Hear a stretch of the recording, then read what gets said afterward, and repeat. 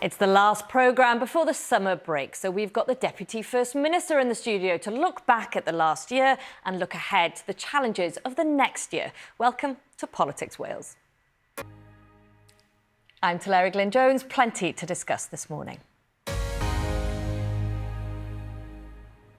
It's the end of the summer term in the Senedd and a year since Sir Keir Starmer's Labour government stepped into power in Downing Street. This morning, let's assess the past year and look ahead to the challenges coming in the next few months. One is the Sustainable Farming Scheme, which is due to be finalised next week. It's an agriculture policy that has sparked widespread protest from the farming industry, but has it struck the required balance to sit well with farmers, environmental groups, as well as taxpayers? Deputy First Minister Huw Irranca-Davies joins me in the economy. Can you reassure them? And should there be, I guess, what's the word, like mitigations? Will there be help to get people over the line in what will inevitably be a bumpy ride? Yes. Very closely, Deputy First Minister, thank you very much. Thank you.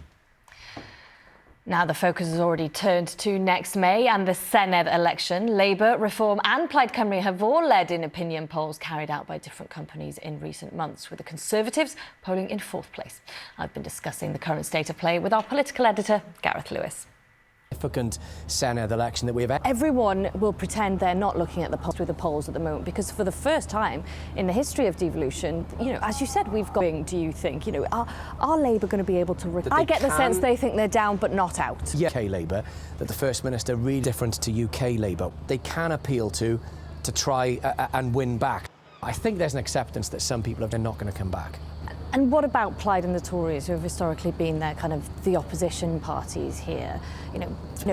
And they are hoping, I guess, that their voters do turn out in Senedd elections, which they have historically done. Tories. They're pitching themselves, I think, as the only viable. They haven't managed. And we've had this conversation 100 times, haven't we? And what about the Tories then? Yeah.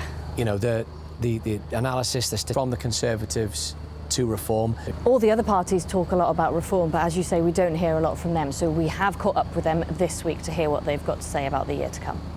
And finally, Gareth, the Liberal Democrats, they've got one MS here at the moment in Jane Dodds, who has had well, let's hear what Jane Dodds had to say this week.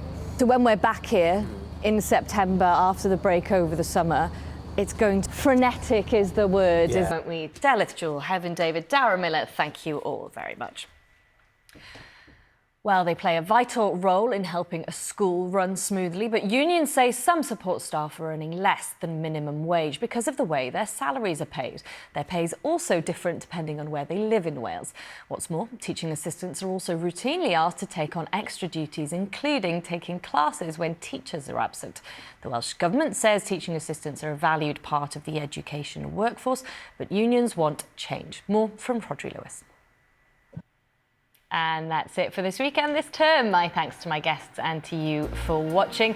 If you'd like to get in touch, the email address is bbcpoliticswales@bbc.co.uk. We'll be taking a break over the summer recess, but we'll be back in September. Until then, have a great week, a great summer. Hwyl fawr i chi.